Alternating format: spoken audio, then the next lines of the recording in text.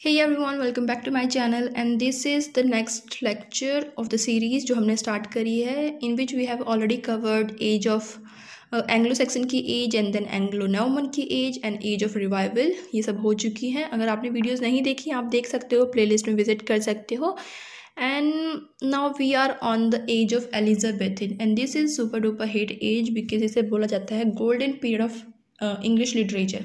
And why because इस time पे बहुत ही फेमस लोगों ने वर्क्स लिखे हैं, जैसे कि शेक्सपियर है, स्पेंसर है, मार्लो है, या फिर जितने भी फेमस वर्क्स हैं जो आपने सुने हुए हैं मैक्सिमम, मतलब ऐसा नहीं कि फेमस तो बहुत सारे हैं बट स्टिल जो एक टाइम पीरियड था जो 16th सेंचुरी थी उसके अराउंड में जितने फेमस थे एलिजाबेथन में ही क्यों आए, उससे पहले भी तो लिख सकते थे।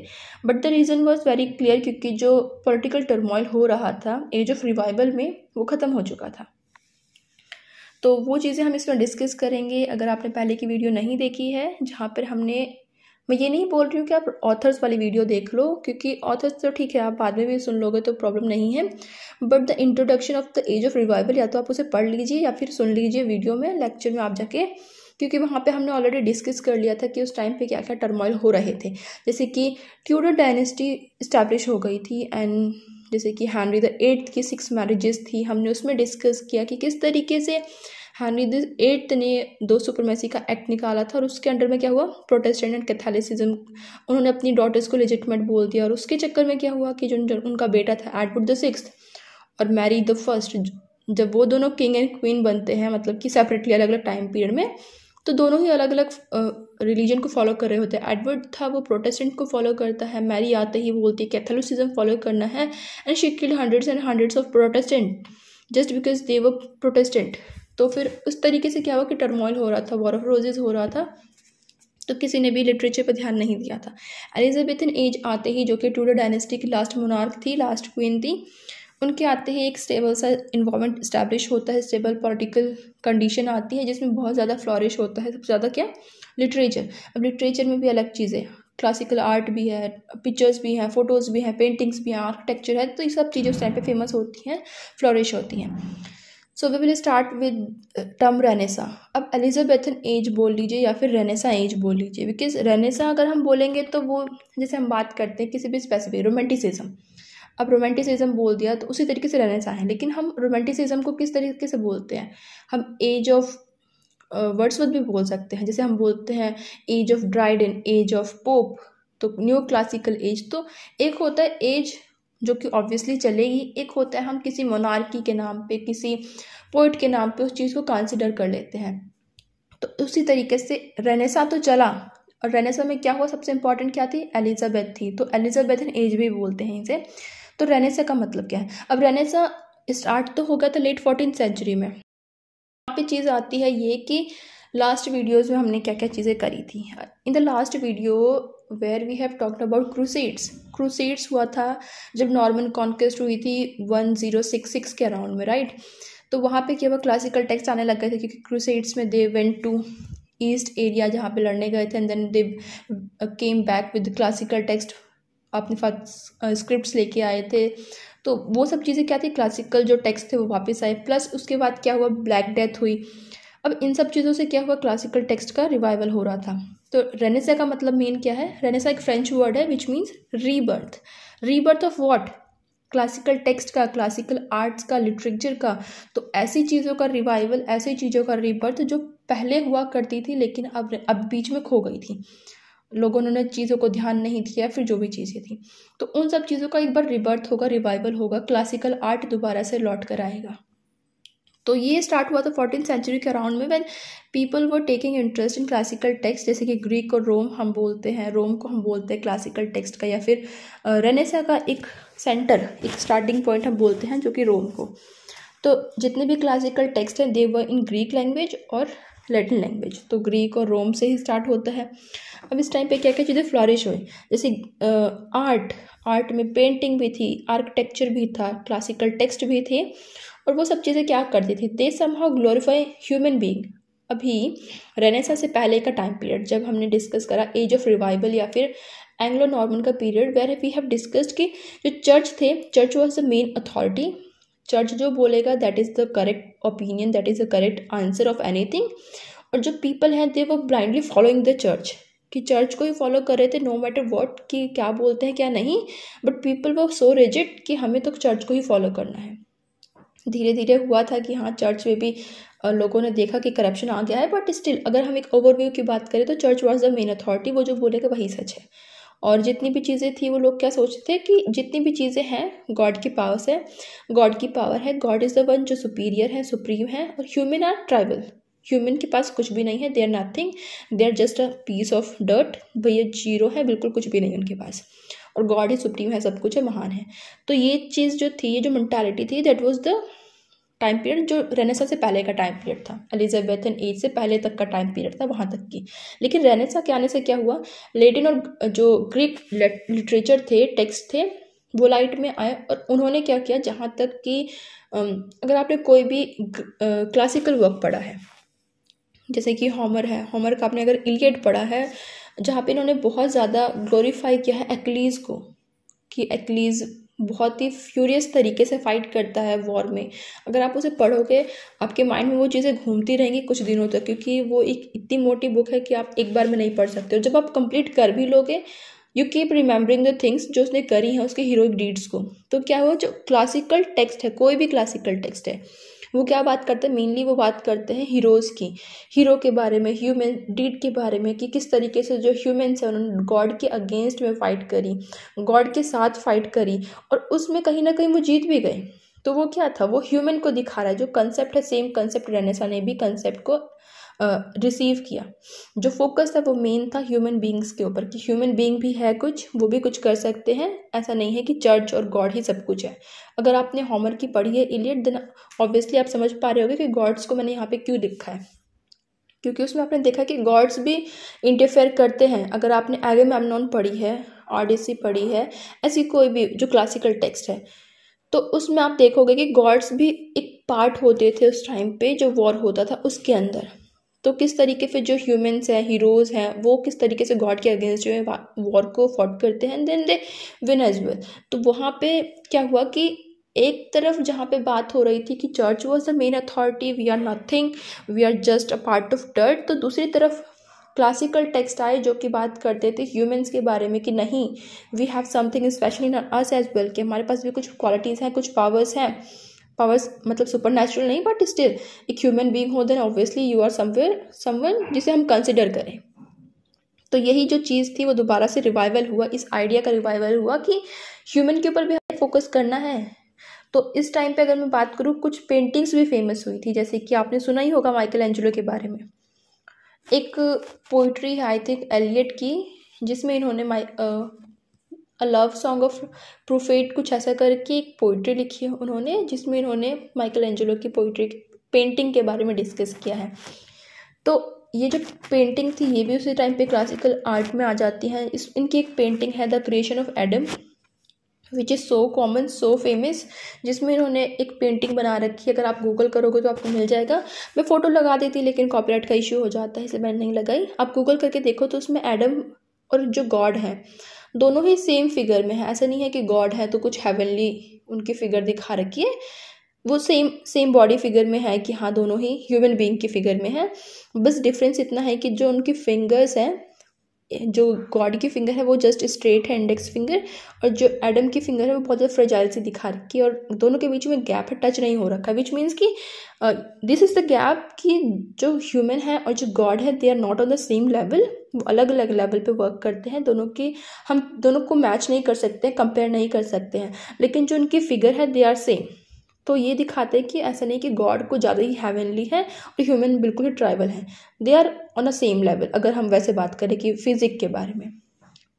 एक और पेंटिंग है जैसे कि द लास्ट सपर है बाय लियोनार्डो दा विंची। इन्होंने भी इसमें जीसस को as a human being portrait किया है, no heavenly features at all, बहुत ही ऐसे ग्लोरीफाई कर रखा ह्यूमन शेप को। तो ये क्या हुआ कि ये चीज़ें क्या कर रही हैं, ह्यूमन को ग्लोरीफाई कर रही हैं। सेंटर क्या था इन सब चीज़ों का, ह्यूमन था, कि ह्यूमन भी कुछ है भाई, ऐसा नहीं है कि सिर्फ चर्च और गॉड ही सब कुछ है, ह्यूमन भी है कुछ।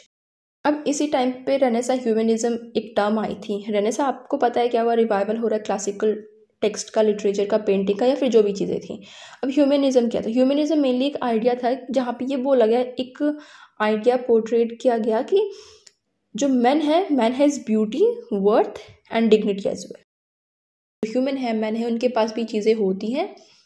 और जो लाइफ है it should be based on reason and humanity, not on the church regulations. कि अभी से पहले क्या था कि चर्च के रेगुलेशन पे ही जो लाइफ होती थी वो बेस होती थी, कि चर्च ने जो बोल दिया, पावर ने जो बोल दिया, we have to commit that, we have to do something and we have to do the same thing जो कि चर्च ने बोला है। बट अब क्या हुआ ह्यूमनिज्म में कि ये फोकस किया गया कि लाइफ जो है वो रीजन और ह्यूमैनिटी पे बेस होनी चाहिए, ना कि चर्च पे, पावर पे।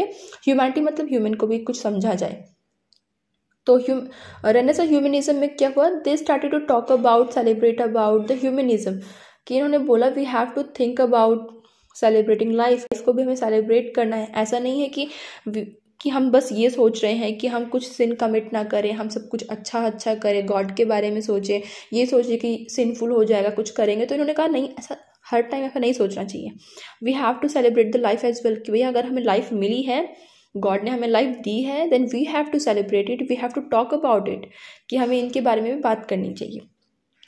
अब इससे पहले की वीडियो में, इसीलिए मैं बोलती हूँ एक सीक्वेंस में पढ़ना ज़रूरी है, क्योंकि चीज़ें कनेक्ट होती हैं। अब क्या हुआ था, आपको अगर याद होगा कि ब्लैक डेथ आया था, एज ऑफ रिवाइवल में ही प्लेग फैला था। याद है आपको जब हमने बात करी थी कि प्लेग की वजह से लोगों को जो एक कंसेप्ट था कि गॉड के पास सारी पावर है, वो कहीं ना कहीं थोड़ा सा लूज हो गया, बिकॉज उनके लव्ड वन की डेथ हो रही थी। Then they started questioning God कि अगर गॉड के पास पावर है तभी भी हमारे जो लव वन है वो क्यों मर रहे हैं, वो प्लेग को रोक क्यों नहीं रहे हैं। और उसी टाइम पे जो फॉल ऑफ चर्च था वो भी हुआ, क्योंकि लोगों ने चर्च पे क्वेश्चन उठाना स्टार्ट कर दिया। क्रूसेड्स के बाद चर्च पे लोगों ने क्वेश्चन उठाना शुरू कर दिया कि चर्च के जो क्लर्जी मैन हैं उन्होंने उन चीज़ों को क्यों नहीं रोका, ब्लड शेड को क्यों नहीं रोका। तो एक तरफ जब ये चीज़ें माइंड में आ रही थी लोगों के, लोग इन चीज़ों को फील कर रहे थे, उसी टाइम पे सडनली रेनेसां आ गया और रेनेसां ह्यूमनिज्म आ गया।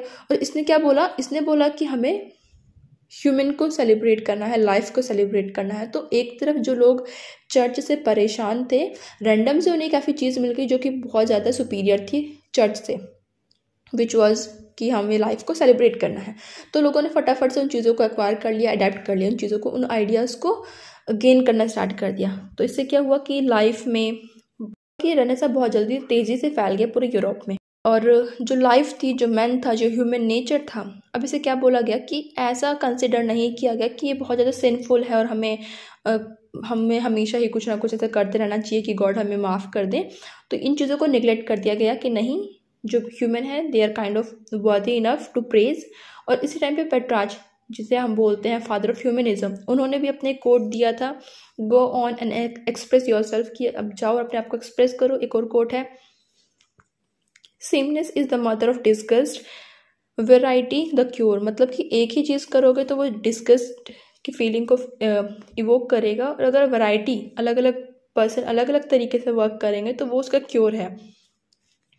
तो अब इस टाइम पे क्या हुआ कि पहले और बाद में क्या, एक तरफ चर्च क्या बात करता था हेवनली चीज़ों के बारे में, कि हेवन में ऐसा होगा, डेथ के बाद आपकी लाइफ ऐसी होगी, so you have to worthy enough कि आपकी जो डेथ है उसके बाद आप सीधे हेवन में जाओ, सिनफुल वर्क मत करो। सिन और हेवन की बात करता था। रेनेसां के आते ही क्या हुआ, लोगों ने बात करना शुरू कर दिया कि हमें कुछ अच्छा लिखना है, जैसे कि अर्थली एक्सपीरियंस के बारे में लिखना है, कि अर्थ में हम क्या एक्सपीरियंस करते हैं, we have to talk about that as well ना, कि हम एक्सपीरियंस क्या कर रहे हैं लाइफ में, जब हम जिंदा हैं तब क्या कर रहे हैं। इन्होंने आइडियाज़ ऑफ रोमन ग्रीक को स्टार्ट कर दिया।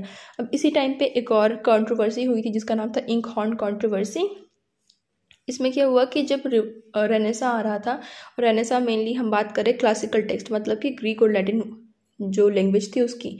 अब जब ये टेक्स्ट यहाँ पर आए, लोगों ने एक्वायर करना स्टार्ट करा, अडेप्ट करना स्टार्ट करा, तो क्या हुआ कि दो ग्रुप्स उभर कर आए। एक ऐसे राइटर्स थे जो ये बिलीव करते थे कि जो ग्रीक और लैटिन के जो वर्ड्स हैं, they are so kind of superior language, कि हमें इन सब चीज़ों को, इन वर्ड्स को कहीं ना कहीं इंग्लिशाइज करना चाहिए, इन वर्ड्स को थोड़ा सा मोल्ड करके इंग्लिश लैंग्वेज में यूज़ करना चाहिए।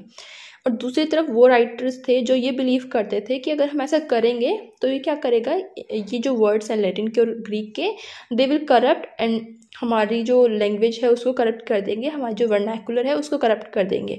क्योंकि ग्रीक और लैटिन जो लैंग्वेज है, दे वो स्कॉलरली लैंग्वेज, कि आप स्कॉलर अगर कोई है तो वो इसको यूज़ करता है, आप डेली टू डेली लाइफ में इसको यूज़ नहीं कर सकते हो। तो ये कंट्रोवर्सी उस टाइम पे थी कि हमें यूज़ करना है या नहीं करना है, ग्रीक एंड लैटिन वर्ड्स को हमें इंग्लिश में ऐड करना है या नहीं करना है। ये तो था कि उस टाइम पे मतलब क्या था रेनेसां का, फिर ह्यूमनिज्म का। Now we are on the concept कि हम ये समझे कि एलिजाबेथन फर्स्ट, जो एलिजाबेथ फर्स्ट थी, उनका रेन कैसा था, उनकी मोनार्की कैसी थी। सो एलिजाबेथ अपने थ्रोन पर आती हैं 1558 में और 1603 में उनकी डेथ हो जाती है। तो she was the first women queen और जो मोनार्की में थी, and she was unmarried mainly. First तो नहीं बोलूँगी, विमेन में फर्स्ट नहीं थी, मतलब अनमैरिड फर्स्ट मोनार्क थी। इन्होंने शादी नहीं करी थी, दैट इज़ द रीज़न कि इन्हें निकनेम मिलता है वर्जिन क्वीन का, क्योंकि उन्होंने शादी नहीं करी थी। इनका एक बहुत ही फेमस कोट है, उन्होंने बोला, it would please me best if at the last a marble stone shall record that this queen having lived such and such a time lived and die a virgin unquote. तो ये इनकी lines थी कि ये मुझे बहुत ज़्यादा please करेगा एट द लास्ट में, जब मेरे डेथ के बाद जब हम किसी का वो बनाते हैं और उसके ऊपर एक वो लगाते थे एक मार्बल का कि उस बंदे के बारे में कुछ लिख रखा होता, तो उसमें इन्होंने बोला कि अगर उस मार्बल पे ये लिखा होगा कि ये एक ऐसी क्वीन है जो वर्जिन जिंदा थी और मरी है, तो फिर ये मेरे लिए एक बहुत ही बेस्ट मूवमेंट होगा। तो ये चीज़ इनकी थी, इसलिए उन्होंने शादी नहीं करी थी। अब इससे पहले क्या वॉर ऑफ रोजेज हो चुका था, प्रोटेस्टेंट एंड कैथोलिसिज्म हमने डिस्कस कर लिया था, ट्यूडर डायनेस्टी कैसे आई वो हमने डिस्कस किया। तो शी वॉज द वन जो कि ट्यूडर डायनेस्टी के सबसे एंड में मोनार्क बनती हैं। अब ये एक इलेजिटिमेट हेयर थी, मतलब कि इनके पास एक तरीके से हम बोल सकते राइट नहीं था क्वीन बनने का, जस्ट बिकॉज क्योंकि जो इनकी मदर थी, मतलब कि एन बोलीन और हेनरी द 8th की जो शादी हुई थी, which was not accepted by the Catholic church, क्योंकि हेनरी ने डिवोर्स दे के फर्स्ट वाइफ को, कैथरीन ऑफ आर्गन को डिवोर्स दे के इनसे शादी करी थी, एन बोलीन से, और चर्च उसके अगेंस्ट में था। दैट्स वाई जो हेनरी थे उन्होंने अपने एक नया चर्च इस्टेब्लिश किया था, विच वॉज द एंजलिकन चर्च, मतलब कि जो हेड होगा चर्च का वो यही होगा, किंग होगा। तो उस टाइम पे जो कैथोलिक चर्च थे वो उसके अगेंस्ट में थे, तो इसीलिए इनकी जो शादी है वो कहीं ना कहीं कैथोलिक चर्च एक्सेप्ट नहीं करता। तो जब उसकी शादी को एक्सेप्ट नहीं करता तो एलिजाबेथ जो उनकी डॉटर थी उनको कोई एक्सेप्ट नहीं करेगा, तो इसलिए बोलते कि एक इलेजिटिमेट ईयर थी। तो फिर अब इनको बहुत ज़्यादा जो इंग्लैंड के लोग थे वो सोचते थे ऐसा ही कि ये एक इलेजिटिमेट सक्सेसर है। बट उसी टाइम पे क्या हुआ, एक तरफ जो मैरी जो कैथोलिक थी उसने बोला था कि जो एलिजाबेथ हैं शी वॉज हेल्पिंग ऐसे लोगों को जो प्रोटेस्टेंट रिबेलियन करते हैं उनको। तो इस चक्कर में उन्होंने क्या किया, मैरी ने क्वीन एलिजाबेथ को, मतलब कि उस टाइम पे क्वीन नहीं थी बट एलिजाबेथ को इम्प्रिजन कर दिया in the tower of London. उसके बाद कैसे वो वहाँ से छूट जाती है, इनकी लाइफ कैसे थी, उसके बाद जब वो थ्रोन पर आती हैं, एलिजाबेथ थ्रोन पर आती हैं, तो वो उस वायलेंस को कहीं ना कहीं हील करना चाहती हैं जो कैथोलिक और प्रोटेस्टेंट के बीच में चल रहा था। बिकॉज उससे पहले के मोनार्क में, मतलब कि मैरी ब्लडी मैरी क्यों बोलते हैं, क्योंकि she executed hundreds and hundreds of Protestant. और एडवर्ड ने क्या किया था, कैथोलिसिज्म में उसने जब प्रोटेस्टेंट लागू किया तो उसने कहीं ना कहीं कैथोलिक्स को सप्रेस करना स्टार्ट कर दिया था। तो दोनों के बीच में जो एक रिफ्ट था, जो लड़ाई झगड़ा चल रहा था, क्वीन एलिजाबेथ ने आते सबसे पहले उसी चीज़ को हील करने की कोशिश करी और इन्होंने डिक्लेयर कर दिया कि she was the supreme governor of the church, कि जो चर्च है इंग्लैंड का, जो चर्च है एंजलिकन चर्च, उसका जो हेड है वो वही है, क्वीन या फिर जो किंग होगा वही होगा। और इन्होंने बोला कि जो भी है, चाहे वो कैथोलिक हो चाहे वो प्रोटेस्टेंट है, they both are allowed to follow their religion, कोई भी रिलीजन आप फॉलो कर सकते हो ईजिली। अब इससे क्या एक पॉलिटिकल स्टेबिलिटी आ गई इंग्लैंड में, और उसका रिजल्ट क्या हुआ कि जो आर्ट था वो फ्लरिश हुआ। क्योंकि इससे पहले की एज में where we have discussed about the Henry the 8th का time period, war of roses, या फिर किंग एडवर्ड द 6th और क्वीन मैरी, मतलब कि ब्लडी मैरी, इनके टाइम पे क्या हुआ, बहुत ज़्यादा ब्लड शेड हुआ। तो कोई भी लिटरेचर लिखा नहीं कि एक अच्छा पीस ऑफ लिटरेचर, और इसने आके जो एलिजाबेथ फर्स्ट थी इसने आके एक पॉलिटिकल स्टेबिलिटी दी लोगों को। तो लोगों ने थोड़ा बहुत आर्ट के बारे में सोचना स्टार्ट कर दिया। अब एज ऑफ रिवाइवल ख़त्म हो चुकी थी और रेनेसा भी फैल रहा था, तो आर्ट बहुत अच्छे से फ्लरिश हुआ, एग्रीकल्चर इंक्रीज़ हो गया। एग्रीकल्चर इतना इंक्रीज़ हुआ कि बोला जाने लग गया कि जो इंग्लैंड है it became one of the massive supplier of wool Elizabethan time पे ही। और एक्सप्लोरेशन स्टार्ट हो गया, कॉलोनाइजेशन स्टार्ट हो गया, अदर कंट्रीज़ को एक्सप्लोर करना स्टार्ट हो गया। इसी टाइम पे स्पेनिश आर्मडा हुआ 1588 में। ये इंपॉर्टेंट रोल प्ले करता है एलिजाबेथ की जो पॉपुलैरिटी थी उसमें, बिकॉज एक तरफ मैंने आपको बताया कि जो लोग थे इंग्लैंड के, they were kind of not in the favour of Queen Elizabeth first, क्योंकि उन्हें लगता था कि she is not the perfect successor, क्योंकि इनकी जो शादी थी इनके मदर एंड फादर की, this was not the perfect one, ideal one तो थी ही नहीं, और कैथोलिक चर्च ने एक्सेप्ट नहीं किया था। लेकिन स्पेनिश आर्मडा में क्या हुआ, स्पेन की 130 मतलब 100 से 130 के बीच में शिप्स की काउंटिंग थी। 130 बोलते हैं, कभी कभी 100 बोलते हैं, तो वो मेरे को नहीं पता कितनी थी क्योंकि अलग अलग जगह पे अलग अलग चीज़ें लिखी हुई हैं, बट 100 अगर हम लगा के चलो तो 100 स्पेनिश शिप थी जो कि इंग्लैंड के कोस्ट पे आती है टू ओवरकम और ओवर पावर इंग्लैंड। हम इंग्लैंड को डिस्ट्रॉय करेंगे और उसको सीज कर लेंगे। लेकिन एलिजाबेथ ने क्या किया, अपनी मिलिट्री को अच्छे से ट्रेन किया, पैट्रियोटिक फीलिंग दिलवाई उनको, मतलब कि दिलवाई क्या, अपनी स्पीच, उनके जो वर्ड्स थे दे वर सो इम्प्रेसिव कि लोगों में जो मिलिट्री के पर्सन थे they were filled with patriotic feeling. उन्होंने बहुत अच्छे से वॉर में पार्टिसिपेट किया और वो जीत गए स्पेनिश आर्मडा को। तो इससे क्या हुआ कि लोगों के अंदर ये माइंडसेट हो गया कि एलिजाबेथ जो है she is kind of perfect successor for England, क्योंकि इतनी सारी शिप आउट ऑफ सडन आती हैं, एक वॉर होता है और हम जीत जाते हैं, इंग्लैंड जीत जाता है। तो क्या वो लोगों को लगने लग गया कि हाँ इस बंदी के अंदर, इस क्वीन के अंदर कुछ पावर्स हैं जो कि हमें एक गॉड का मैसेंजर है, गॉड का सेवियर है, इस तरीके से सोच सकते हैं, और लोगों ने उनको एक्सेप्ट कर लिया था। अब एलिजाबेथ की कुछ फेमस लाइन है, एक तो मैंने आपको बता दी थी वेयर शी डिस्कस्ड की, where she talk about her sexuality की, इन्होंने बोला कि मेरा जो मार्बल होगा मेरी डेथ के बाद उस पर लिखा जाएगा कि एक वर्जिन क्वीन थी, that would be the best thing मेरे लिए। इनकी सेकंड लाइन थी, though the sex to which I belong is considered weak, you will nevertheless find me on a rock that bend to no wind. की main मुद्दा क्या था कि जो सेक्स जिससे मैं बिलोंग करती हूँ विच मीन्स कि शी वॉज अ वुमेन, तो obviously she was a women, तो बोलते हैं कि वुमेन जो है वो एक कंसिडर कर जाती है as a weak sex, but लेकिन आप कभी भी मुझे उस तरीके से पाओगे, मतलब कि ऐसा कभी नहीं होगा कि कोई विंड आई और मुझसे उस विंड की दिशा में ही निकल गई।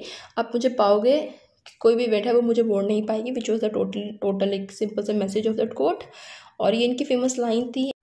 तो अब इस टाइम पे और क्या हुआ कि स्पेनिश आर्मडा हो चुका था, चीज़ें डेवलप हो रही थी, तो उसी टाइम पे एक्सप्लोरेशन स्टार्ट हो गया, क्योंकि अभी तक क्या हुआ कि जितने भी यूरोपियंस थे they were kind of in a feeling, in a sense कि जो भी चीज़ें हैं, जो वर्ल्ड है वो बस यूरोप में ही ख़त्म हो जाता है, वी हैव दीज कंट्रीज़, बस उससे ज़्यादा कुछ भी नहीं है, इन कंट्रीज़ को छोड़ के सारी जगह पे ही वाटर है, सी है। तो इस टाइम पे इन्हें पता चला कि नहीं, ये जो एरिया है this is a kind of peace, बाकी वर्ल्ड भी एग्जिस्ट करता है जहाँ पे और भी लोग रहते हैं। तो इस टाइम पे क्या हुआ कि लोगों ने एक्सप्लोर करना स्टार्ट कर दिया। उससे पहले सिर्फ स्पेन, इटली, ग्रीक, रोम, इंग्लैंड, बस यही थे, तो इन्हें लगता था सिर्फ हम ही हम हैं, बाकी जो अर्थ है वो ख़त्म हो जाती है। लेकिन अब पता चला कि चीज़ें और हैं, रेनेसा आया, एक्सप्लोर स्टार्ट हो गया। अब न्यू वर्ल्ड को एक्सप्लोर किया गया। न्यू वर्ल्ड मतलब कि जैसे कि इंडिया है, अमेरिका है, जिनको बाद में कॉलोनाइज किया गया, उन कंट्रीज़ का पता चला। तो इस टाइम पे क्या हुआ कि बहुत सारे जो एक्सप्लोरर्स थे they start to explore new world, जितने भी नए वर्ड थे जैसे कि स्पेन है, पोर्तुगीज़ हैं, सबने स्टार्ट कर दिया।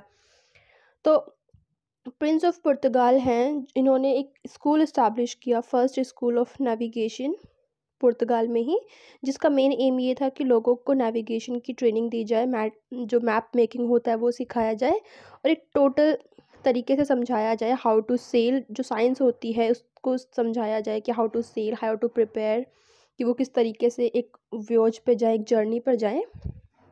अब ड्यूरिंग रेनेसा क्या हुआ, यूरोपियंस को जब पता चला कि नया वर्ल्ड भी है, तब उन्हें एक चीज़ और पता चली कि जो न्यू वर्ल्ड है they are full of gold. अब जब ये जो कंट्रीज़ हैं जैसे कि इंडिया है, अमेरिका है, अफ्रीका है, तब ये पता चला कि ये फुल ऑफ गोल्ड है, तो उन्होंने सोचा कि हम जाएंगे, गोल्ड को लेकर आएंगे। तो क्या हुआ, इंटरेस्ट लोगों का बढ़ गया, न्यू वर्ल्ड में आ गया। अब यूरोपियंस क्या करें, जब वो गए ऐसे नए वर्ल्ड में गए, एक्सप्लोर किया, और जब उससे वो लौटने लग गए तो अपने साथ क्या क्या लेकर आए, गोल्ड तो लेकर आए ही, प्लस वो न्यू क्रॉप्स को भी लेकर आए अपने साथ, जैसे कि जो चीज़ें उस टाइम पे यूरोप में नहीं थी, मेज़ है, पोटैटो है, टमाटोज़ हैं, तो ये सारी चीज़ें उस टाइम पे नहीं थी। तो न्यू वर्ल्ड से मतलब कि अमेरिका, इंडिया, इन सब से ये न्यू क्रॉप्स भी इंट्रोड्यूस करी गई यूरोप में, और उसके एक्सचेंज में क्या हुआ, यूरोपियंस ने न्यू वर्ल्ड को इंट्रोड्यूस किया कि हाँ हॉर्सेस भी कुछ होते हैं, डोमेस्टिक लाइफ स्टॉक्स भी कुछ होते हैं। तो ये जो एक एक्सचेंज हुआ दोनों के बीच में, एक तरफ वो गोल्ड को लेकर गए, क्रॉप्स को लेके गए, तो उन्होंने दूसरी तरफ इंट्रोड्यूस किया हमें भी हॉर्सेस से या फिर पिग्स से तो ये जो एक एक्सचेंज हो रहा था इसे बोलते हैं कोलंबियन एक्सचेंज या फिर ग्रैंड ट्रेड, मतलब कि दोनों के बीच में चेंजेस हो रहे हैं, दोनों के बीच में एक्सचेंजेस हो रहे हैं। अब इसी टाइम पे क्या हुआ कि जब ये सब चीज़ें एक्सचेंज हो रही थी सेम टाइम पर ही डिजीज़ भी एक्सचेंज हो गई, क्योंकि जब आप कहीं जाओगे तो ऑब्वियसली डिजीज़ जो है वो भी कहीं ना कहीं एक्सचेंज हो जाएंगे। तो स्मॉल पॉक्स और बहुत सारी ऐसे डिजीज़ न्यू वर्ल्ड में आ गई, उस टाइम पे नहीं थी पर न्यू वर्ल्ड में आ गई। अब इसी टाइम पे आपको ये माइंड में रखना है कि कॉलोनाइजेशन भी स्टार्ट होगा, इंस्लेवमेंट भी स्टार्ट होगा। तो एक तरफ बोलते हैं कि ये जो एज थी एज ऑफ एक्सप्लोरेशन होती बोली जाती है, ये वाली एज एलिजाबेथन एज को, बट हम बोल सकते हैं कि ये एज ऑफ एक्सप्लॉयटेशन भी थी, ना कि एज ऑफ एक्सप्लोरेशन, क्योंकि एक्सप्लोर करना तो आपका एक बहाना था और उसके बिहाफ पे उसकी फ़िज़ात पे दे वर एक्सप्लॉयटिंग दीज कंट्रीज़, उनका गोल्ड ले रहे थे या फिर यहाँ से स्लेव्स ले जा रहे थे अपनी कंट्री में। तो इंस्लेवमेंट जो अब हम देखते हैं 19th सेंचुरी में 18th सेंचुरी में जो अफ्रीका में चल रहा था, अमेरिका में चल रहा था, स्लेव्स के साथ कितना ट्रीट करते हैं बुरी तरीके से, वो जो मूवमेंट था, वो जो भी चीज़ें थी वो कब से स्टार्ट हुआ, वो एलिजाबेथन टाइम से स्टार्ट हुआ, जब लोगों ने देखा कि ये कंट्रीज़ हैं, यहाँ पे ये चीज़ें हैं, हमें इनको कॉलोनाइज़ करना है। उस टाइम पे एक कंपटीशन टाइप का चलता था यूरोप में कि जितने भी यूरोपियन कंट्री हैं दे वेंट ऑन व्योजेस, वो जाते थे एक्सप्लोर करते थे अलग अलग कंट्रीज़ अलग अलग जगहों को। जैसे कि कोई कंट्री है वो इंडिया आ गई तो उसने देखा कि हाँ इंडिया ये है, इंडिया को उसने ओवर पावर कर लिया। तो एक तरीके से कंपटीशन था कि कौन जाएगा, कौन किस कंट्री को एक्सप्लोर करेगा और कौन किस कंट्री को एरिया को कॉलोनाइज़ करने के लिए अपने अंडर में ले लेगा। तो वो उसके लोग, वो कंट्री, वो वहाँ का जितना भी मटेरियल है, सोर्सेज हैं, जो भी चीज़ें हैं, वो सारी चीज़ें क्या होंगी, वो बिलोंग करेंगी उस पर्टिकुलर कंट्री से जिसने उसे जीता है। तो इस तरीके से उस टाइम पे एक कंपटीशन टाइप का चल गया था जब उन्हें पता चला कि न्यू वर्ल्ड भी एग्जिस्ट करता है। और इसी के टाइम पे और भी चीज़ें हो रही थी जो कि हम बाद में पढ़ेंगे कि कैसे कॉलोनाइजेशन हुआ था, क्योंकि हम देखते हैं कि ईस्ट इंडिया कंपनी आती है तो उसका मेन लॉजिक क्या होता है, यही होता है क्योंकि लोगों को सस्ता चीज़ें चाहिए होती है, लेबर चाहिए होता है, या फिर वो उन रिसोर्सेज को लेने आते हैं जो कि उस टाइम पे न्यू वर्ल्ड की कंट्रीज़ में थी लेकिन उन कंट्रीज़ में नहीं थी। सो एलिजाबेथन एज का जितना भी इंट्रोडक्शन है वो यहीं पर ख़त्म होता है and I will see you in the next video. Don't forget to watch all the videos in a sequence, क्योंकि सारी ये वीडियोज़ कनेक्टेड होती हैं। आप राइटर्स को स्किप कर सकते हो बट जो इंट्रोडक्शन है वो मेन होता है, तो आप उसे कनेक्ट करके चलिए and I will see in the next video. Bye.